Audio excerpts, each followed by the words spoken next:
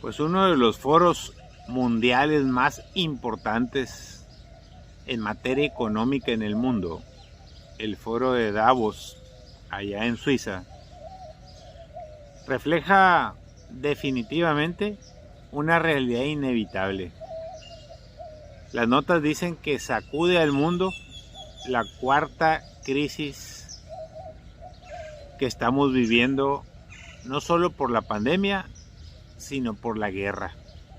Se suman las cosas y empiezan a complicarse, empiezan a tener otra dimensión. Agobian la inflación, el alza de los energéticos le está pegando a todo el mundo. La inflación también, no es privativo de México, es un tema internacional. Hay una gran pobreza alimentaria, lo he comentado con anterioridad en base a notas de la BBC de Londres y de la CNN también, de que estamos iniciando una crisis alimentaria, falta de alimentos en el mundo, y no se diga el recurrente problema del cambio climático que nos está azotando de manera indiscriminada. En varias ocasiones se ha mencionado que en México tenemos una sequía indescriptible. Tan solo el 18% de nuestras presas tienen agua. O más bien, todas nuestras presas tienen solo un 18% de su capacidad de agua. Estamos viviendo momentos muy difíciles porque las sequías provocan que no se pueda producir alimentos. Obviamente frutas, verduras, pues todo lo que implica la alimentación, y daña a toda la cadena productiva. Entonces los problemas son de fondo y son serios. El asunto es que son mundiales y no estamos ajenos los mexicanos a este tipo de asuntos. La carestía de la vida en niveles históricos en Estados Unidos, en México y en los países europeos. Lo he comentado en otras ocasiones, como los restaurantes en la Ciudad de México, por ejemplo, antes pagabas 300, 400 pesos por un platillo, es decir, por una persona, sin tomar alcohol, y hoy estás pagando 600 a 800 pesos por persona. Aquí en Hermosillo también se nota, desde luego, pero a nivel internacional, en todos lados, la carestía ya es un fenómeno connatural a todas estas crisis. Así como lo están diciendo en el foro de Davos, en Suiza: inflación, alza de energéticos, pobreza alimentaria, cambio climático, y para acabarle de molar, muerte, guerra. Los expertos prácticamente están avisorando que hay una amenaza contra la estabilidad económica y por lo tanto política de Latinoamérica, entre ellos México. Y la ONU lanza una alerta en el que dice que va en aumento la inseguridad. Va en aumento la inseguridad en el mundo, en dos sentidos: la inseguridad de las personas, pero también la inseguridad de los víveres. En pocas palabras, no estamos sembrando ahorita lo que tendríamos que cosechar en los próximos meses para poderle dar de comer a la humanidad. Así de fuerte y de lamentable se está presentando hoy por hoy esta crisis.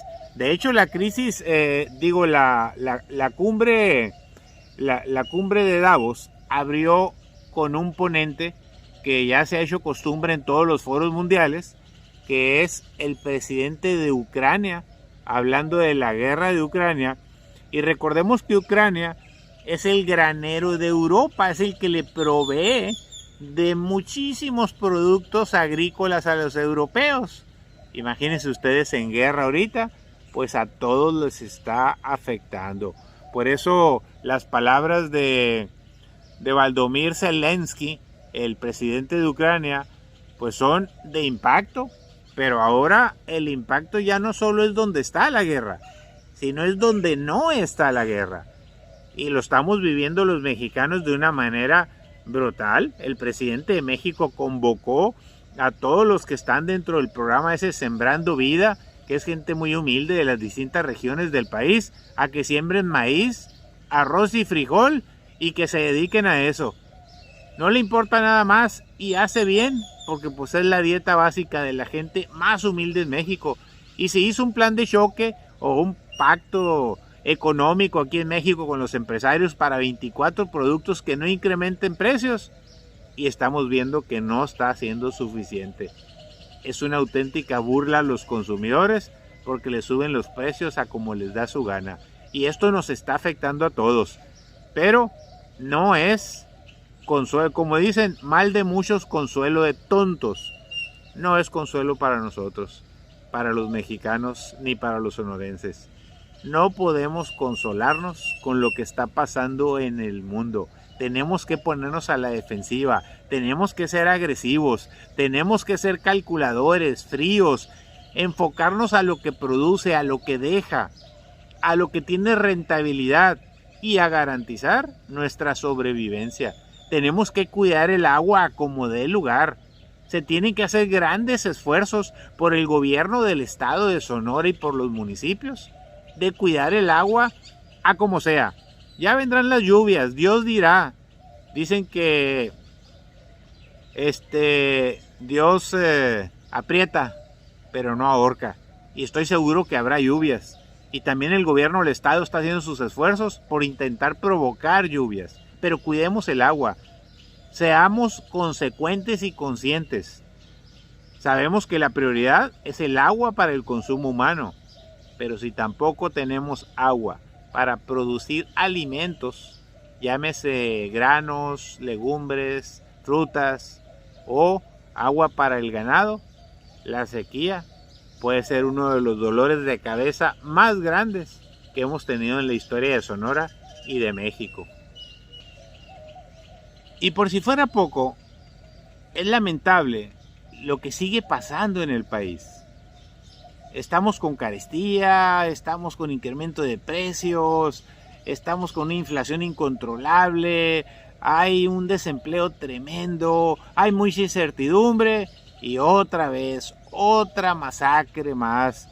Y si a eso le sumamos las notas que se publican hoy de que los cárteles, sobre todo por allá de Jalisco, están tirando bombas con drones en las comunidades donde están sus adversarios, sus enemigos.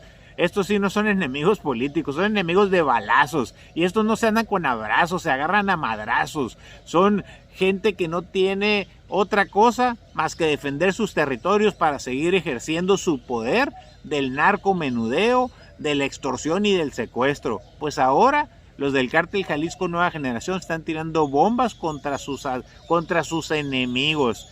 Y todavía se vienen los problemas como el de Culiacán, donde se dan balaceras por toda la ciudad y el pánico no se hace esperar. Lo patético de una nota que veía ahí, que no sé si que te da lástima, te da coraje, te enfurece. Dice una nota en un periódico: violan a una mujer en la Fiscalía de la Ciudad de México, en las oficinas de la Fiscalía de la Ciudad de México. Qué poca, en serio, qué poca. Y obviamente, pues con razón, sigue bajando la popularidad del presidente de la República. El Economista publica todos los días cuál es el pulso que tiene la aceptación al gobierno del presidente López Obrador. Y una vez más, dice, la popularidad de la gestión presidencial de AMLO se mantiene en descenso y llegó a los 56.0. Es decir, la más baja desde que empezó de presidente de la República. Pues cómo no, con todos estos broncones, con todos estos incidentes, con todos estos problemas, con todas las promesas que se quedan en promesas o con todas las buenas intenciones que se quedan en buenas intenciones.